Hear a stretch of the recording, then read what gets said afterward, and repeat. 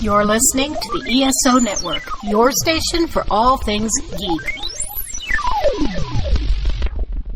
Hello, and welcome to episode 144 of the Soul Forge podcast.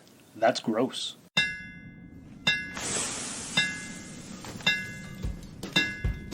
Welcome to the Soul Forge, a place of silent mystery, quiet contemplation, and outright mayhem.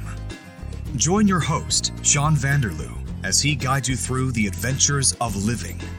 Together, we'll talk about life and love, sex and dating, joy and heartache, memories and loss, and so much more. Don't worry, it's not nearly as pretentious as it sounds. Get ready for life, the universe, and everything on the Soul Forge.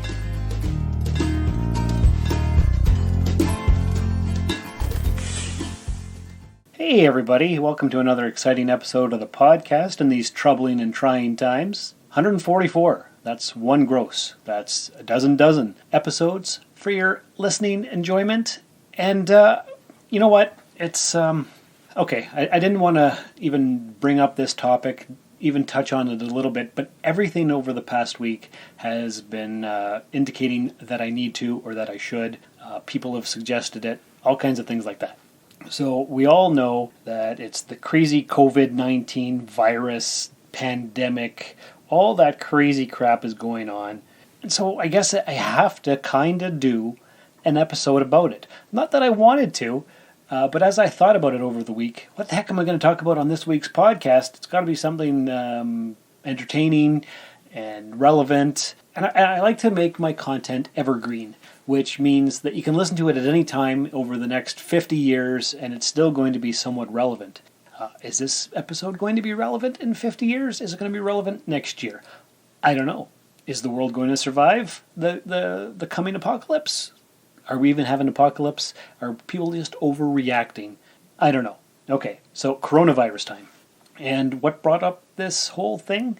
A few different people suggested it, actually. For instance, Tracy today texted me and it said, an idea for this week's podcast is what we're grateful for now and throughout your life. Which is good, which kind of dovetails into the whole thing here of, is it the end of times? Or is it the best of times, the worst of times? You know, whatever. And earlier in the week, one of our favorite listeners to the podcast, Richard from Australia, suggested a different kind of fun episode. Not a grateful type thing, but similar.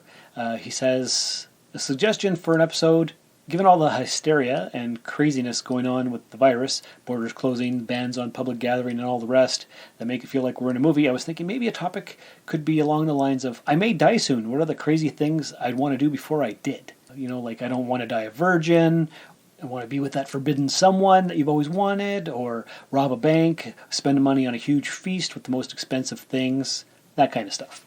So that got me thinking. And then I was looking through my Facebook memories the other day.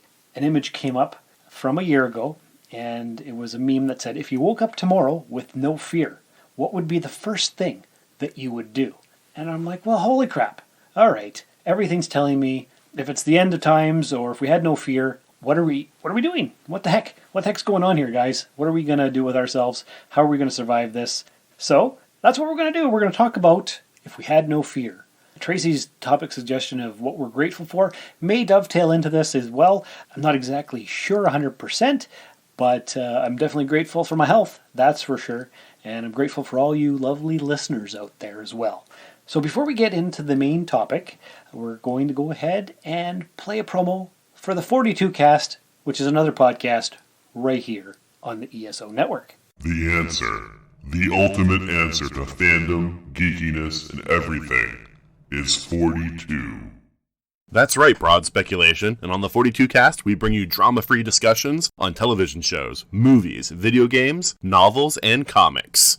So don't bother thinking about the question, just go straight to the answer. It's only on the 42 Cast, your ultimate answer to fandom, geekiness, and everything. Lovely promo. Thanks, 42 Cast. You guys rock. You remember I said I had the meme, the memories from a year ago. If you woke up tomorrow with no fear, what would be the first thing that you would do? And I got a whole bunch of comments on it. And actually, I posted it again today in the SoulForge Facebook page, which I hope you're all following. And only got one response from our good friend Frank, and he said skydiving or mountain climbing. So I'm just going to read some of the responses from other people. And my cousin Megan had said last year, this is all responses from a year ago, she said, skydive or bungee jump, only if I could have pictures taken. And Pierre said, live my life. And Heather said, have coffee, and then, oh, the things I do and the places I'd go. Alex said, I'd walk into the next congressional meeting and tell them what I really think about them. And Kitty, one of my co-hosts on the Rusted Robot podcast, said, oh, that sounds dangerous. Fear keeps me from doing terrible things. And Gail said, sleep peacefully for the first time in years. There, that's something that I can relate to. Sarah said, maybe get my first tattoo, which is a great answer. And Kelly said, I asked my 8-year-old grandson, and his response was, swim with crocodiles. So those were some of the answers that I got last year. I looked up Facebook memories the other day. It was actually from 3 years ago, and it said, my biggest fear as a child was one day ending up like Relic from the Beachcombers. Now, if you don't know who Relic and the Beachcombers are or were, that was a Canadian television show in the 70s and 80s, and Relic was kind of a bum fisherman guy, and he collected all kinds of stuff. Nobody really liked him very much, but he was a rascally lovable character. If you've never watched The Beachcombers, oh, that's classic Canadian television. You owe it to yourself to go ahead and watch it. Thinking about this whole fear idea and what we would do in the end of times, I've thought about this a lot over the years because I have watched a heck of a lot of apocalyptic television shows and movies. Of course, we all know the classic Mad Max series. There's nothing left. We're all looking for gas and slaves and food and all that kind of stuff. So there's Mad Max series. There's the Walking Dead television series. Of course, there's World War Z. All kinds of different zombie films. So many different shows. I can't even think of them all right now. I should have actually compiled a list. I bet there's a whole bunch of them. But it doesn't matter. You guys have seen them. You know what I'm talking about. What would I do if I knew the world was coming to an end? I don't have a good answer for this, actually, surprisingly enough. I don't know. I guess I kind of just do what I want when I want anyway, for the most part. I've got my tattoos. I don't want to swim with crocodiles. I wouldn't mind bungee jumping, but it's not something that I really need to do. Or skydiving or mountain climbing. I don't care about that kind of stuff. So really, I don't know. I think I just want to spend the last little bit with loved ones. Just have great conversations and just be with them at the end. Maybe that's a boring answer, but that's pretty much what it is. Now, a funny thing is, like I said, I've thought about this kind of scenario a lot over the years. And I remember that when Facebook first started, they had a feature, and I think you can still use it, but nobody does, but a thing called Notes. So if you had like deep thoughts that were longer than a status update, you could write something. So I was looking through my notes, and I came up with one here, and it's from 2008. The funny thing is, it was published March 19th, 2008. I'm recording this March 17th, 2020, but it's going to come out March 19th. So this episode is going to come out 12 years to the day that I published this Facebook note. So I'm just going to read it. It's pretty much what I used to think about. Going back to your old thoughts, it's kind of weird. So this is called Surviving the Coming Apocalypse. And I think I spelled apocalypse wrong. I guess nobody ever caught that either. But I guess I've been prepared for it, or I have thought about it for a long time. So here goes. Okay, so here are some more of my thoughts about the future and its scariness. As you can probably tell, I've been doing a lot of thinking about this. These are my thoughts for surviving whatever may be coming in the next decade or so. Basically, I'm giving myself a 4-year timetable here. I figure I would like to have everything ready by the summer of 2012. Now, skipping out of the note here for a quick second, I never did any of this stuff. I'm not prepared. I don't have 17 cases of toilet paper. I don't have 40 crates of bottles of water. I don't have a pantry filled with canned goods and what else are people going for? I guess pasta, all the spaghettis, canned goods, tons and tons of bread, all the milk. Like everything in the stores are completely sold out. Borders are closing.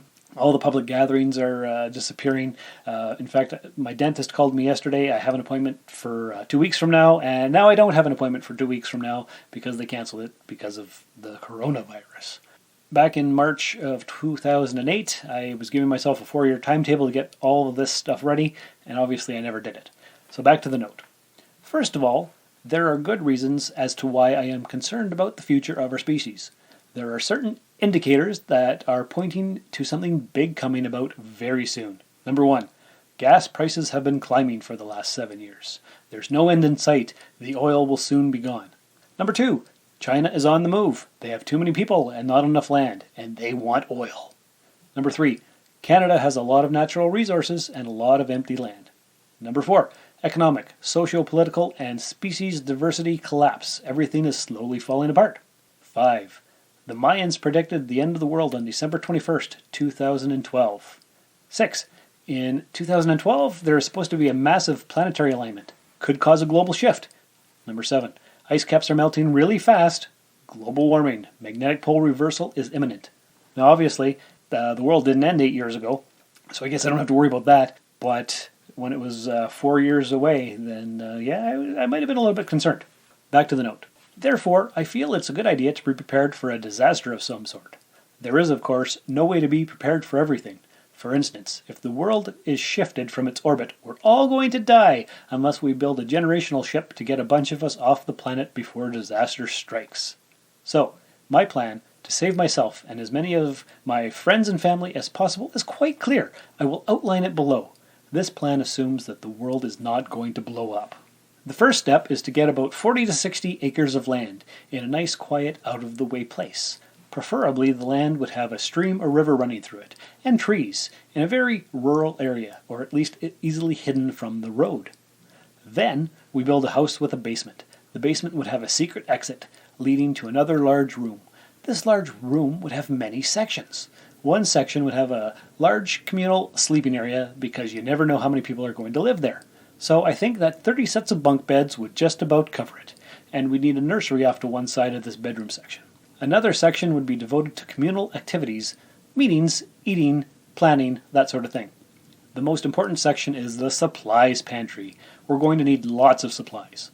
Bottled water, medical kits, canned food, military rations, blankets, beef jerky, socks, underwear, boots, hats, mitts, gardening equipment and seeds, batteries, matches, survival gear, guns and ammo, and anything else we can think of.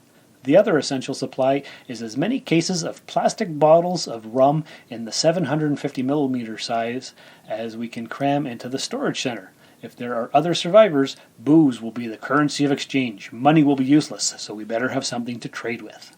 Now, this hidden bunker room is enormous. It is attached to the basement of the house by a 20-foot tunnel. The room is going to be underneath a structure like a shed, garage, or Quonset hut. It will be made from reinforced concrete, and the walls should be at least 2 feet thick. The room will be 15 feet below the ground level with a huge water reservoir tank above to protect us from solar flares, and also to keep us supplied with water other than what is in the bottles, and the river, of course. There should be at least 2 other exits in case of emergency. So, we have a bunker, we have food and water, enough to supply at least 60 people for 3 years. The property also must be easily defensible.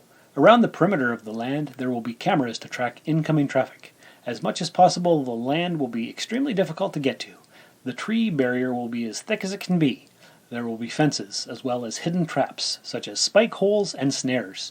We will also have patrols and pillboxes and other offensive and defensive structures. If we can be near or in the mountains, we will be, and the further up north we are, the better to keep people away. So, to recap, we have an isolated farm, plenty of food, supplies and weapons, a great and massive storage bunker, plenty of people to start up a little community once the danger has passed. Hopefully, we will be able to get everything ready within 4 years. That's the plan.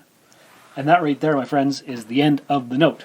So I thought about it, and I planned it out, and thinking back on it, I don't think that's necessarily the best way to set up a bunker. Maybe 20 feet of tunnel is not nearly enough. Maybe we need more than 30 bunk beds for 60 people. I don't know. It was just my thought experiment. And I got a bunch of comments, so I'm going to read some of those. Renee said, Hope you're collecting solar panels or saving up gas for your generators, perhaps a windmill or two. Going to need something to power that surveillance equipment. And he goes on to say, you may want to consider some basic medicines and vaccines, in case of a headache, bird flu, chickenpox, or even a Band-Aid or two. And then I responded to him, I guess, and I said, hey, I put medical kits into the list. Totally forgot about mentioning or planning anything to do with power. I'll have to think about those windmills and solar panels. And then Stephanie responded and said, I'd think about a plot of land a little farther south or having a greenhouse, unless you want everyone to die of malnutrition. 3 years on military rations will make for a very weak community. And Renee went back and said, you don't want to catch the scurvy and lose all your teeth. And of course I said, that's the reason we have all that land and the seeds for the farming part, and we've got lots of canned foods too. And then my brother Curtis said, have you prepared a list of all the professions we need in the bunker? I'd say at least 2 doctors. You need a dentist for the scurvy. I'd like a comedian, a funny one, proctologist, to get all the splinters out from the outhouse usage. Probably don't need a lawyer, but I guess it wouldn't hurt in case the world comes to order. An accountant to determine good rum trades. I'll volunteer for that position, because as you guys know, he's an accountant. A mechanic and an engineer are crucial. Now I'm thinking we can probably get a university to jump all over this idea. It can develop new green energy, really bring all the different departments together in one common project. But most importantly, I request there be a whole room dedicated to toilet paper and toothpaste and other personal hygiene essentials. If we have to make new babies, I don't want to have to worry about hairy armpits and spam breath. And look at Curtis being prescient and knowing that toilet paper was going to be the hot commodity in the apocalypse. Who knew? I would have never suspected that at all. His wife said, I think you need a personal support worker too, smiley face, because that's what she is. My brother says, I'll be the debt to your new economy. And then Curtis's wife, Kate, said, you can work security. We're all very funny, and that's what's going on. People had ideas, and nothing ever came to fruition. Nobody's planned. I haven't had a room full of toilet paper and toothpaste. I don't have bottles and bottles and bottles of rum in the 750 milliliter range to supply trade with all the bad guys or other surviving bands of humans. So that's enough about fear. I think for the most part, humanity is going to be okay. We're going to survive.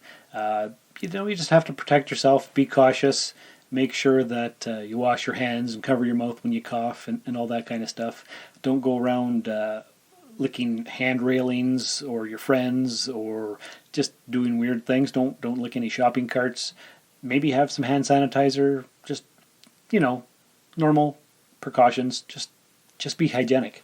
But I got something here that I came across. Since the Soul Forge podcast is about mental health and well-being and that kind of stuff for the most part, or some part anyway, it's not always about that. I've got some tips for managing anxiety during a pandemic. Number 1, stay informed, but take breaks from the news. That's important because that's the only thing we're seeing or hearing about is coronavirus, COVID-19, blah, blah, blah, blah, blah. We're all dying, blah. Side note, what happened to COVIDs 1 through 18? Didn't hear about those, and now we've got 19? The sequel, number 20, is going to be even worse, I bet. But anyway, back to the guidelines here. Managing anxiety during a pandemic. Number 2, follow guidelines as they are, but don't go overboard. Number 3, focus on what is in your control. That's important, because most of the stuff you can't control. You can't control other people. You can only control yourself. Number 4, ramp up the self-compassion. Yeah, that's a good idea. Number 5, practice mindfulness. Hand washing is a great time to try this. And number 6, continue with your regular self-care. So those are all very important. Try not to let everything overwhelm you and make you feel like you're out of control, because the world is out of control. I haven't seen any looting or anything like that yet in the news, but I'm kind of surprised actually that people aren't raiding stuff, raiding homes, raiding pharmacies, raiding this or that and the other thing. We're not in a full-blown movie-type scenario yet, which is good, and I hope we don't get there. I've prepared my entire life for the end of times, and I thought it would be a lot more fun than this, and it's not. I haven't gone crazy. I haven't even really gone to a store in the last week because I'm not worried, and I think maybe I'm underreacting. Is that possible? I guess it's possible. I don't really know, but the case is that things are happening, and for the most part, it's all out of our control. So just take care of yourself, take care of your friends, take care of your family.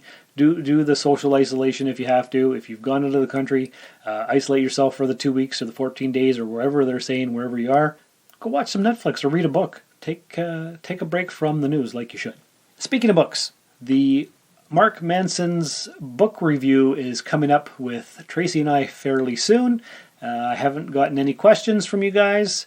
Remember, SoulForge is a collaborative process. You're as much a part of the podcast as I am, as the host. So get us your questions. Send me an email, soulforgepodcast@gmail.com. Questions, comments, or concerns, thoughts, or ideas about Mark Manson's The Subtle Art of Not Giving a Fuck. That would be awesome, because Tracy and I need some stuff to talk about, just besides our own thoughts on the book. Give us some feedback, guys. That would be awesome. And another thing that happened, let me just pull up my website here, soulforgepodcast.com. I recently added a support button to the Facebook page, actually both to Soulforge Podcast and Rusted Robot Podcast page. You can support me on Ko-fi or Coffee. It's KO-FI. I've got my username as Rusted Soul, so I believe it's, actually let me just click on the link here, and it says, yes, ko-fi.com/rusted soul. You can buy a coffee for Rusted Soul to support the podcast. It's a one-time donation. It's not like a recurring thing like Patreon. I've heard a couple other podcasters talk about Ko-fi or coffee, and I thought it was a good idea. My goal is for recording equipment, because I record on a $15 microphone attached to my iPad, and it's old, and I need a better piece of recording equipment so I can go traveling around and doing interviews and stuff with people, that kind of stuff. So I've got a $500 goal. I'm 6% of the way there, because I started this thing, 2 days ago, I think Sunday. And Julie, Karen, and Gail were nice enough to provide donations. You can buy one coffee. You can buy as many coffees as you want. Each donation is $3, so it's a very small amount. And if you want to support the work that I do here on this or the other podcast, it's definitely appreciated. It's a one-time thing. You can do it monthly. You can do it once, but if you go ahead and do it, it's not going to recur automatically like Patreon does, which is a monthly subscription fee. This is just a one-time thing. Do it as much or as little as you want. And if you do, it's appreciated. I definitely appreciate you guys, because you're all awesome, and appreciate everything that you do. That's what I've got to talk about this week. Fear and the things we would do on the bucket list, and the crazy survival scenario that I had 12 years ago. That's the end of the podcast for this week. Next week will be a more fun and exciting episode. I don't know what the plan is yet. But until next time, thanks for coming by, and remember, I survived bullying, SARS, dating narcissists, Y2K, bankruptcy, 2012, losing loved ones, the cancellation of Firefly, and the blizzard of 1985. I may be immortal. Thank you for listening to another episode of the SoulForge Podcast. Your support is greatly appreciated, and we hope you'll tune in again next time. Remember that you can visit soulforgepodcast.com for all of our social media links, and don't forget to share the show with everyone you know. The SoulForge Podcast is your best source for living your best life. Think about it. I tried to imagine how it happened. Did you lick the subway pole at Bathurst? Yes, it really got me thinking what the hell you were drinking when you chugged that stranger's beer you found in the kitchen. I know, you know, we know that we never sneeze into our elbow and it's fine. I know, you know, we know that we don't wash up before we eat. I hope that's fine. But if I had the COVID, you'd come over, right? If I coughed on you, you'd stay the night. Would you make me some soup and tea? Got enough till 2023. If I had the COVID, you'd come over, right? Quarantine 2 weeks, we'd start to fight. Bought 1,000 toilet paper rolls. Found the last of it at my Costco. If I had the COVID, you'd come over, right? Right? If I had the COVID, you'd come...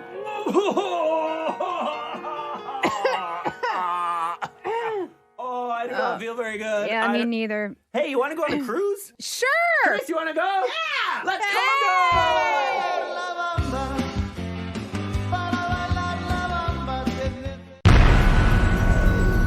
This has been a broadcast of the ESO Network.